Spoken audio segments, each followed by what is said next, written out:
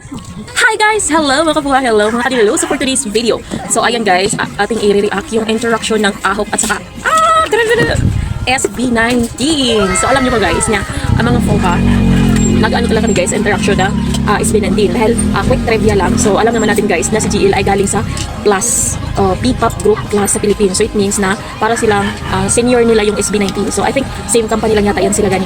So ayan siya guys, kaya para talagang kami na ano ba na super proud dahil sa isang event nagkikita sila GL at saka ang SB19 na which is kuya niya ni GL. So senior niya guys yung SB19, sila Pablo, si Stel, si Ken, Justine. So yan, kaya may pagkaano si Yapper ganyan si GL dahil yan kay sino bang main Yapper dyan sa ano sa SB19? I think Justine yan.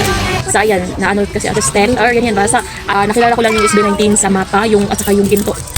I mean kilala na yung SB19 dito sa Pilipinas pero mas nakilala ko siya nung una is ano talaga sa ganyan at saka sa ginto dahil more on maraming nag-ano yan guys na mga dance challenge or ganyan ba sa TikTok. So super duper sikat talaga yung SB19 sa Pilipinas, all around the world din yata yan sila.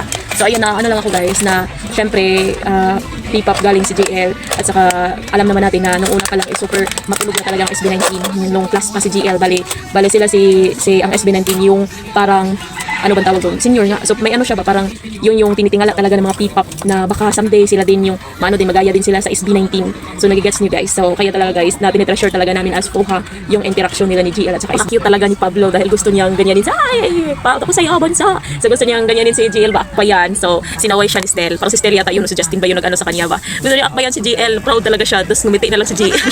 Ang kulit ni Pablo.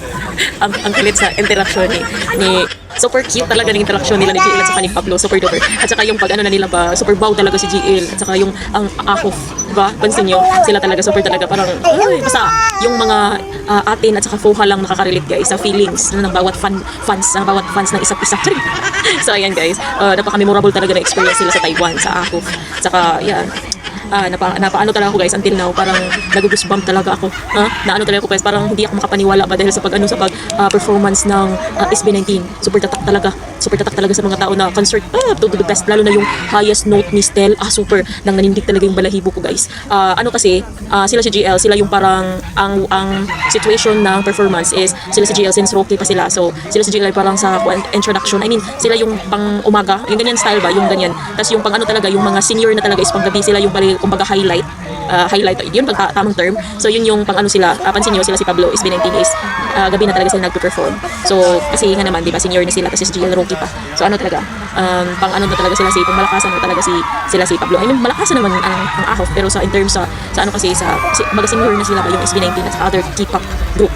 Kaya pang gabi na sila si GL is ano, since rookie pa sila, so ano talaga sa pang umaga. So yun yung naano ko based on observation ko. So by the way guys, disclaimer, so credit to all videos yung inano ko guys, riniri ako. Credit to all original videos nasa watermark nila guys. Yun yung original video. So ano ko lang guys, yung mga video nila riniri ako. So since team bahay ako guys, so sila yung mga team on site. So kaya kailangan talaga natin i-credit sa kanila dahil alam naman natin guys ang effort, travel, expenses, no? Para lang mabigay sa mga team bahay yung mga gusto natin na mga video. So credit sa inyo sa nandito yung mga watermarks. Yun yung original video talaga sa mga team on site. Sila yung mga team on site kaya laking ano ko talaga sa kanila. Anong tawag doon? Laking saludo talaga ko sa kanila dahil team effort yan, super duper effort sa time, effort sa money, of course, travel pa yan, tas ticket pa, di yan basta mga rich online tita yan sila, mga ano talaga sila ba, sila yung super duper support talaga. Kami mga timbahay, team streamer, ano lang kami guys, kami yung kumbaga yung effort namin is stream talaga.